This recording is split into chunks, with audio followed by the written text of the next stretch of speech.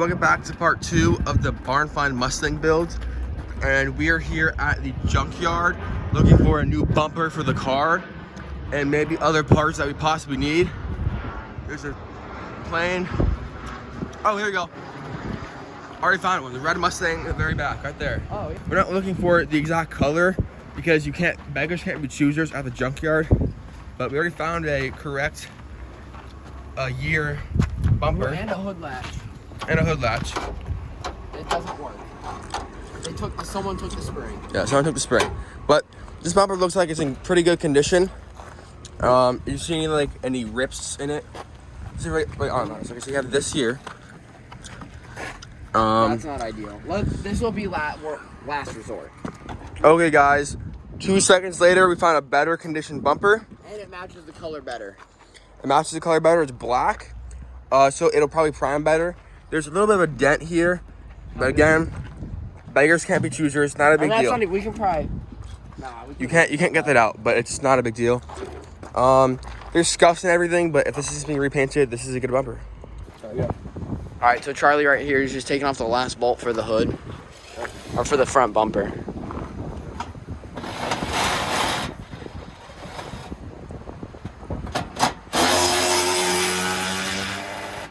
So taking off this bumper, overall, it's in pretty decent condition. However, this part right here, which is a massive... You need it. Yeah, you kind of need this to hold it in. It's been cut by one thing, and there's a crack here. But not big deals because you can just drill more through here and here, or zip tie it together. Doesn't really matter. So overall, I think they charge 85 bucks here for a bumper. And versus $400. Yeah, and online you can get one for $150, but then they screw you with shipping. Basically $200 in shipping for a bumper. So yeah, our taxes is almost 400 bucks versus 85 bucks for a used one. I mean, it's no brainer. We're gonna paint the entire car. Yeah. All right, that was a great haul. We got a bumper, an engine cover part, and a hood latch. That's it. First steps the Mustang's taken in 2 years. Does it still feel stuck or no? Not really, it feels pretty loose. You'll see as she stops. The clutch is a little weird. There's some white smoke coming out of the exhaust. You can probably see it. That might be oil. I don't know. So, yeah. Let's check if it's leaking. Water was already on the battery. It doesn't seem to be leaking. You can see that the air is kind of going through on the thing. Hold this a little bit. Hold the hood. This is still empty though. Actually, no. You can feel water in it now, which is pretty nice. That means it's working. Thank God. So yeah, it seems to be working. So let's take it out on a run. Yeah. For now at least. Fan's working. Yes. Let's go take it on a drive. I saw something burning right there. So I think it's it might just be like burning brake because I just on the driver side, on the driver front side, I saw like some white smoke. I think you saw it too. That might be brake. I don't know. It went away after he let go of the brake, so I don't know. The engine's fine, the coolant's fine, the oil temp's fine, so I think he's good. Guys, what the fuck am I doing? I'm driving the Mustang on the road. It's not registered. It's not anything. All right, so far so good. I look like garbage. Guys, there's fire. There's fucking fire. Oh my God, I think it's went out. Holy shit. So we drove it for like probably, it went out, but we drove it for like 10 minutes and these brakes are cutting it so hard that it is just smoking the disc and the pads. So he saw sparks while I was driving it, and yeah, it's obviously unsafe to drive it. So we might have to marine it. So look at this. We're not worried about warping it either, since we have our brake pads and rotors. So yeah, we have new brake pads and rotors. Look at that. It's just sizzling. Should I give it another drop? Yeah, try it again.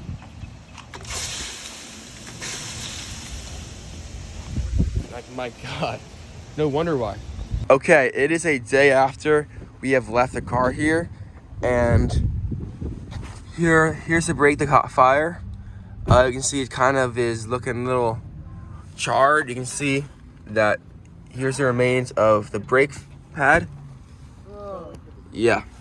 So we're going to change out the rotor and pads today and hope that will fix it. Okay, we rebuilt the brake rotor and pads, but there's still the same issue happens where it is very hard to spin the wheel compared to the other side. So it's still biting. That means the caliper is bad, but we're going to try to basically spray WD-40 into the brake calipers to see if we can loosen it up a little bit. And eventually we will change the caliper out, but we want to take the car home. Don't warp it. That's fine. So we decided to drive it home after we changed out the brakes and put WD-40 in the calipers. But 10 miles later, we're trying to cool down the brakes because it's still having the issue. But I still have some brakes left in the car. It's not fading too bad. So we're going to let it cool down for about 5 minutes. And then once it's fully cool, I think we're gonna put a shit ton of WD-40 just to stop the friction. Yeah, so we can get it home. I feel like we can do it. We drove about 10 miles, right? 10. Okay, awesome. Just like that, the car is here. It is here. How long has it been? 2 weeks since we bought it? We bought it 2 weeks ago. 3? You bought it a week and a half ago. Week and a half ago. No. We got the engine. You bought it a week ago.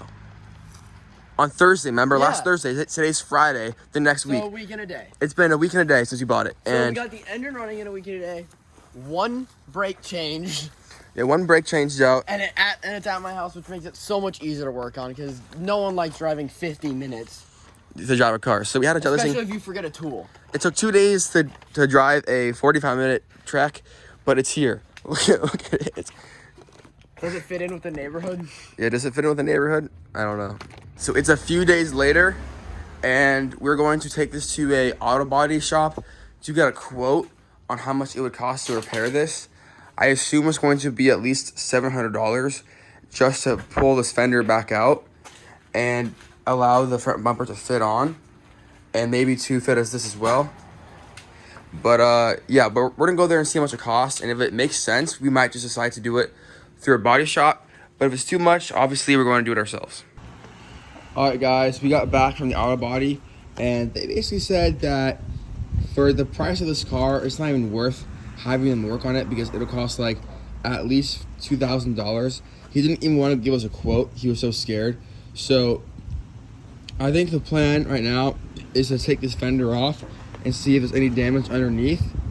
And maybe we could see if we could basically just like drill new holes and bolts for the fender and push it up forward. We're also gonna take off, I guess, the hood, right? You should do that. Mm-hmm.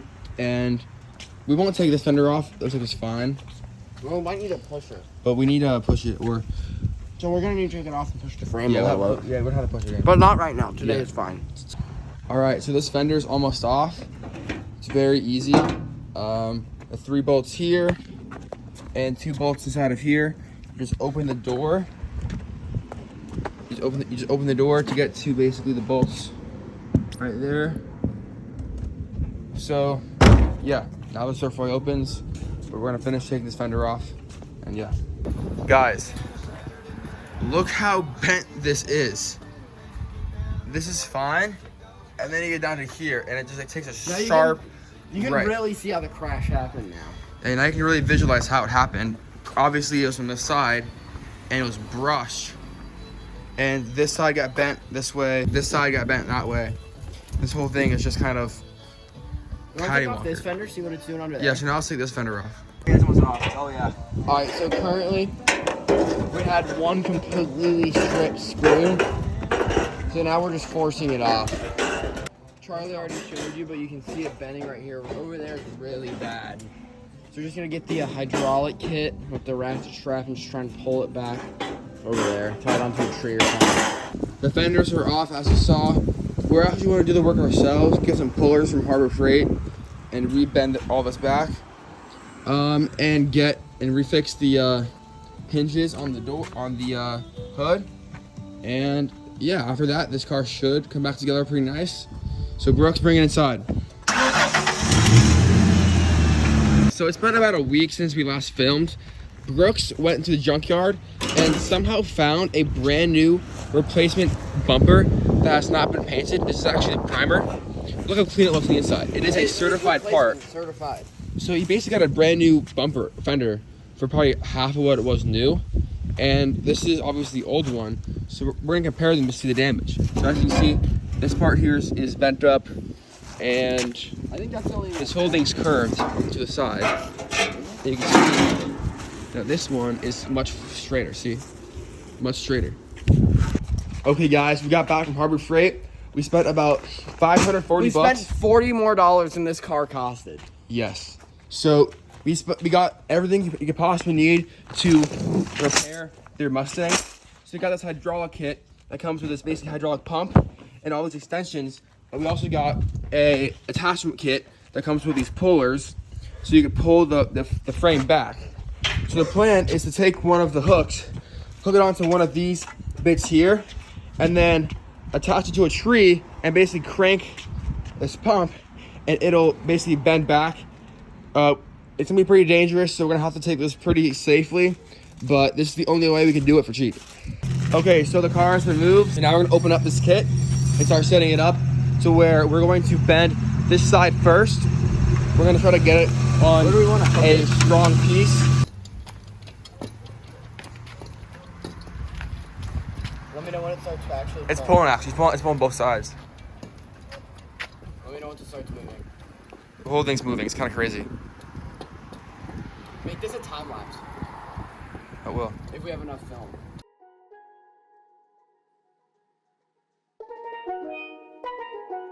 DA got that dope.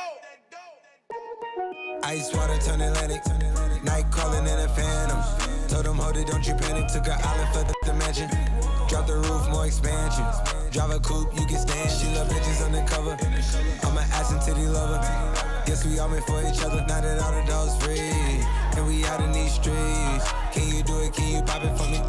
Pull up in a demon on. Okay, so we've decided that this is straight enough for now, and we're going to move it to this side and push this more, and hopefully it'll push this side some more, or at least reduce the tension, because we found that this is the most we can get it. It's pretty straight, but at this point we want to get it as good as possible because we're here and might as well do it right.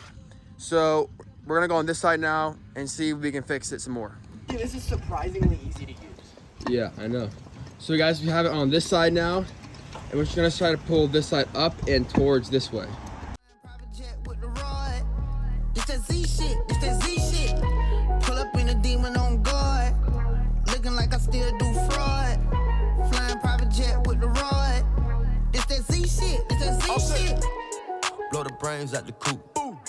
Polly on the top, but I'm on mute. I'ma bust her wrist down cause she cute. Ice. Fuck her on the yacht, I've been a pool. Yeah, addict. Okay, so we have been working on this for about an hour at this point, and as you can see, it's getting pretty close. It was further out before, now it's a lot closer, and I feel like this side is also getting straighter. While we're pulling this whole side is getting straighter. And the crash bar is lifting up even too a little bit. Yeah, the crash bar is actually getting a little better looking, even though it's still crooked. It's much better. Before we bring this in, this right here is a cool reminder of where we started with the angle. So this was resting on this sheet metal here, and that's how much we're able to get it back.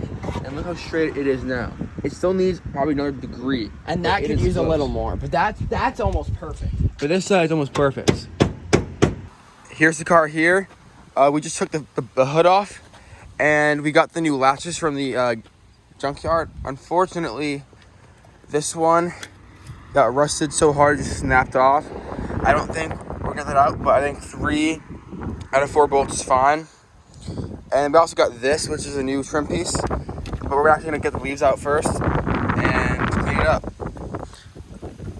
Okay, so we got it pretty lined up. As you can see, this side, it kind of tucks into the hood, but this side is still sticking out by at least 1.5 inches. So this side still needs to be bent in a little bit. We're gonna see if the fenders still fit. If not, we're going to have to push that back in some more. But other than that, progress is being made. Hood is on correctly. So we're gonna move on to the trim piece and try to get the fenders and bumpers on. Right now, this trim piece right here is too far pushed to the right, which means the frame needs to be pushed to the left a little more to make it fit. But right now we have the bumper on just to make it look kind of how it's gonna look when we're done.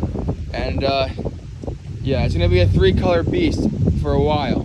The white, the silver, the black. Are we done? Yeah, I think we're done. Everything's secured nice and tight.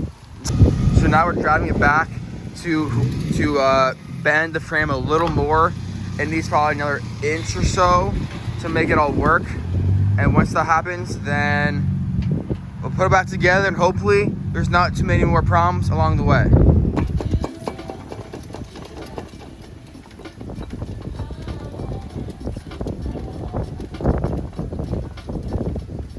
All right, I haven't filmed for about an hour, but this fender is now on.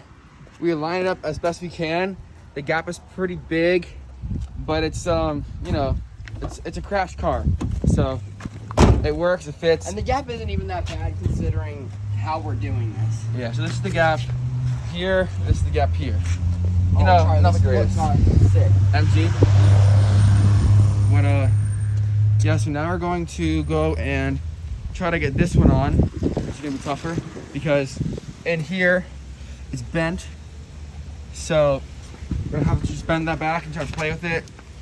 But yeah, once this fender's on, it goes bumper on, fix the hood angle, and that's it. The car's basically done. We also need the phone thing on first. Okay, so it has been a few hours and we have bent the frame a little more, and it seems like everything is starting to kind of fit together, but there's about 1/2 inch or 3/4 inch on this side that where the hood, when the hood is down, you know, this side's okay, right? But this side is just way too far out, and even when the holes are aligned, it's still this too far out. So this kind of goes to show how much more spacing we need to do to bend it this way. And after that, I think we're pretty much there. Okay guys, so we finished bending it and we decided to just send it and put the fenders on and fasten them down. I need a long one. So you don't need a long one, just any one. So this fender, it comes a little too far out that way. We decided to just drill new holes. And it actually, the fitment's actually pretty good. So we actually just screwed in these two in here, and we're going to basically just fasten these fenders down, put the bumper on, and then refasten this hood, and we should have good enough fitment. So let's close it down. And as you can see, Oh yeah, look up there. What did I say? As soon as we tighten that down, that looked perfect.